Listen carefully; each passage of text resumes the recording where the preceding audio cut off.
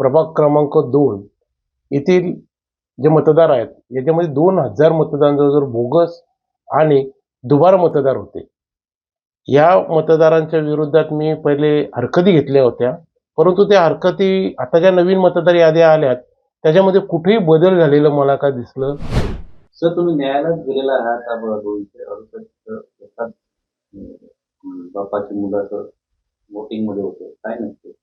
हो, माझ्या पनवेल महानगरपालिका प्रभाग क्रमांक 2 येथील जे मतदार आहेत याच्यामध्ये 2000 मतदान जवळजवळ बोगस आणि दुबार मतदार होते.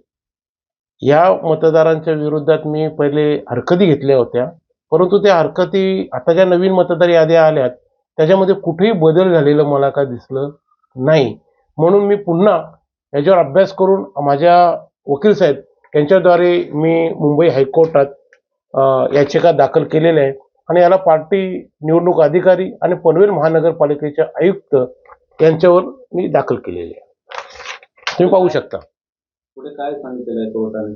कोर्ट आता सोमवारी मला हे देणार आहे डेट. जवळ 27 तारखेच्या आत निवडणूक अधिकाऱ्यांनी जाहीर केलेले आहेत का मतदार याद्यामध्ये जे काय फेरबदल असतील किंवा कुठेशी दोष निर्मिती असेल, जिथे बोगस कुठे झालेले असतील, या संदर्भातचं निवडणूक अधिकाऱ्यांनी जी निवडणूक घोषणा करण्यावेळी सांगितलं होतं त्याप्रमाणे 27 तारखेपर्यंत जर बदल झाला नाही माझ्या मतदार यादीमध्ये तर मी सुप्रीम कोर्टामध्ये जाणार आहे.